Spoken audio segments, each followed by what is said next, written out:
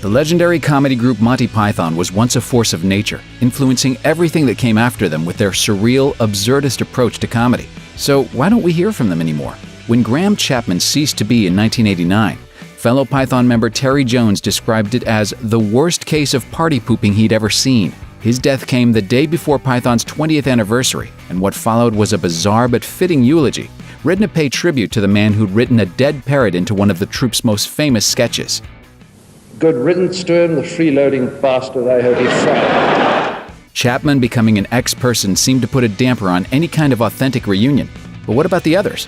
What happened to the late, great Monty Python? Terry Jones's illness. When Michael Palin presented Terry Jones with the 2016 BAFTA Comedy for Outstanding Contribution to Film and Television, he described Jones as the heart of the Pythons. His force of character and tireless workaholism kept us all up to the mark.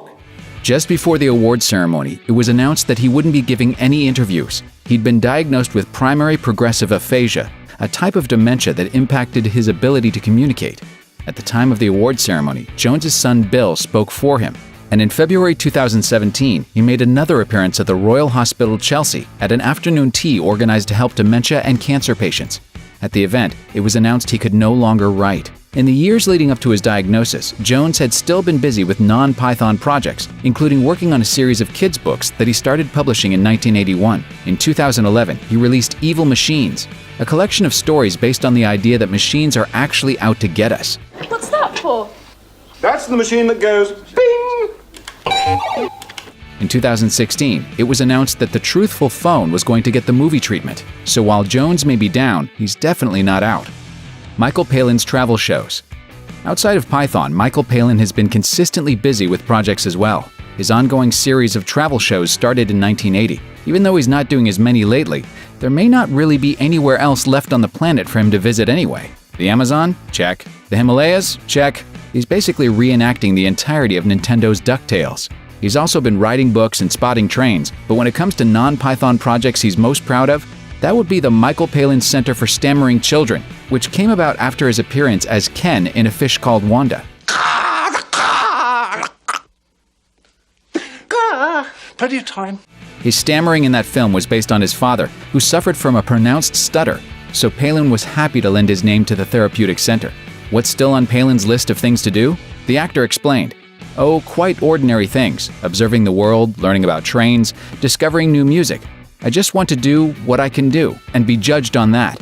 All of this comes back to what Ernest Hemingway said. Don't talk about writing, just write. And sometimes I tend to think, don't talk about living, just live. John Cleese's purism. In 2015, John Cleese took a look back at just why he left Monty Python's Flying Circus after 3 seasons, and with uncharacteristic seriousness, said it was largely because he was still a purist while, for the others, it was all about having fun. He told CBS, I was genuinely bothered that by the 3rd series we weren't really doing original material. That didn't keep him from feeling guilty about leaving, but he's also spoken about some pretty tragic behind-the-scenes drama that had developed during the 3rd season, specifically Graham Chapman's alcoholism. Between that, the time commitment, and the lack of originality, he'd had enough. Clearly, it was all a bit too silly to continue. John Cleese in particular feels that political correctness has done some serious damage to the state of comedy, saying that if they took Monty Python's Flying Circus in front of the BBC today, they never would have made it to air. Basically, we haven't seen more Python because, according to Cleese, the world can't handle it. Cleese has also been pretty busy. In 2011, he kicked off his aptly named Alimony Tour, which was largely done to pay the £600,000 a year he owed his ex-wife.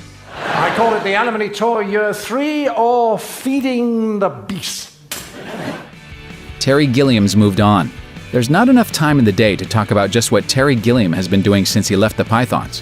He's established a record for making some of the strangest, most complex, and most troubled films in Hollywood history, including Brazil, 12 Monkeys, and the Imaginarium of Dr. Parnassus. Needless to say, it's clear that he's moved on to something completely different. In 2014, Monty Python was gearing up for their long-awaited reunion, and Gilliam was less than thrilled about the whole thing. At the time, he was working on another project, the English National Opera's Benvenuto Cellini, which was reportedly all but unperformable because of its complexity. Sounds like it's right up his alley? Absolutely. But when it came to the 10 Monty Python shows at the O2, he told the London Evening Standard, "Actually, the truth is I find it depressing that we're getting back together again." It's like we worked so hard to get careers beyond it, to get to this stage, and now we're being dragged back again. Eric Idle's Broadway ambitions. The success of the musical Spamalot proved just how much the world still loves the Pythons. It didn't come without its challenges though, and when Monty Python broke up, they agreed that anything Python-related was going to be an all-or-nothing deal. If one didn't want something to happen, it wasn't going to happen. Eric Idle wrote Spamalot largely on his own, and only involved the rest of the group when he had something complete. Spamalot got the unanimous thumbs up, although Idle has said, if it flops, they can just blame me. And then they were sued for it. Holy Grail producer Mark Forstater claimed that he was the seventh Python, and that he deserved a larger cut of the money from Spamalot, based in a 1974 agreement that said he was entitled to a share of 50% of Holy Grail's merchandising. Uncoincidentally, the lawsuit came on the heels of Forstater's own declaration of bankruptcy. Shockingly, he won the suit, leaving the Pythons to pay him even more money while still, presumably, doing all the work themselves, probably less motivated than ever. They want to finish on a good note. In 2015, the Pythons invaded the Tribeca Film Festival. Shows were shown, movies were watched, and John Oliver assembled them for a frank talk on life and laughs as a Python. When they talked about where they were going from there, they said there was always a fear that they were embarrassing themselves. When you're on stage and you do a joke and about 6 people in the audience go, ah, you really want to kill yourself. It was John Cleese who said he doubts that he understands his audience anymore, and that the kind of comedy they were so good at is next to impossible when you don't understand the audience you're in front of. At the end of the Pythons' final appearance together, Cleese said that he realized something, that what they were doing was a good thing. The others agreed, with Eric Idle summing it up best. I think the thing that I really loved most was watching it come to an end, and how it was dignified and touching and moving, and not going on and on.